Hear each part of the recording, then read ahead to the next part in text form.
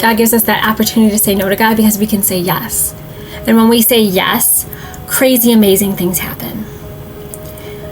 St. Maximilian Kolbe, when he was in the concentration camps, a couple guys escaped, and to pay back for everyone, the Nazis lined up 10, all the men in the prison, and they counted off 10.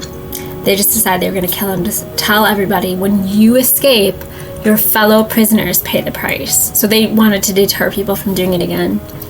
And so they had all of the guys were brought out and counted, and they got to number 10, and there was a man there who cried out, "My family, what are they going to do without me?"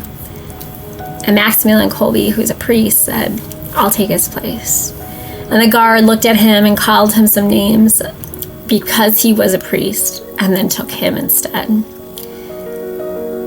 We call St. Maximilian Kolbe a saint of Christian charity, and a martyr of Christian charity. I love. He is actually the patron saint of the 20th century. And through his intercession and through his some of the teachings he has given us on our Blessed Mother, he has touched more lives than Hitler ever did. And he has touched them for eternity, because he's helped them come to know Christ and his love through all of it.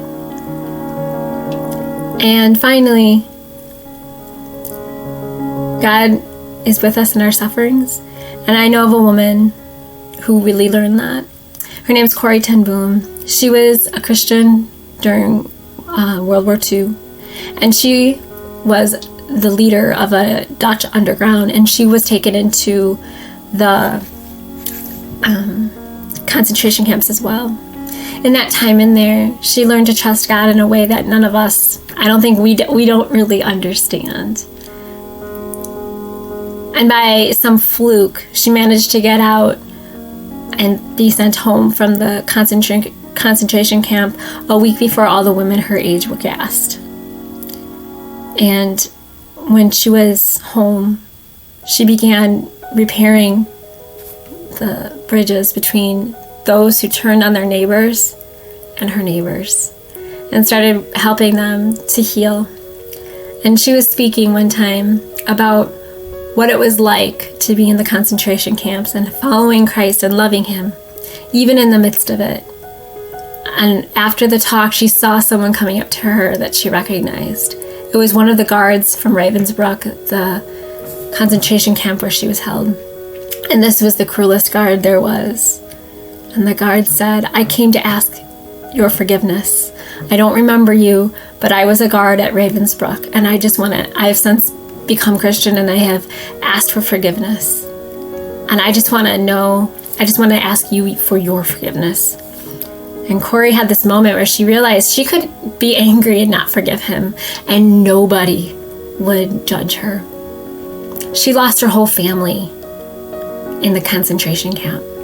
Her sister and her father, who she lived with and she's very close to.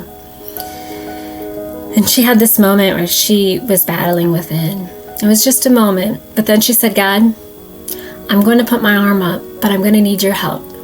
Put her arm up to shake his hands. And she did. And as she did this overwhelming sense of love and forgiveness washed over her. By allowing God into that moment, she was able to actually give us a glimpse, just a glimpse, of what God's forgiveness is for us. Because I think a lot of times we think about suffering and some of the church's teachings on homosexuality and stuff as so difficult to understand. But what we don't realize is that the hardest thing to live out in our faith and accept in our faith is forgiveness.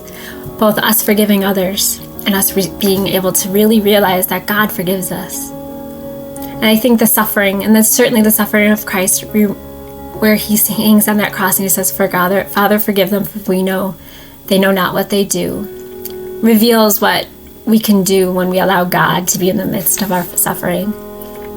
We don't always understand it, and we don't always know why suffering comes to us. But we know that God will be with us in it.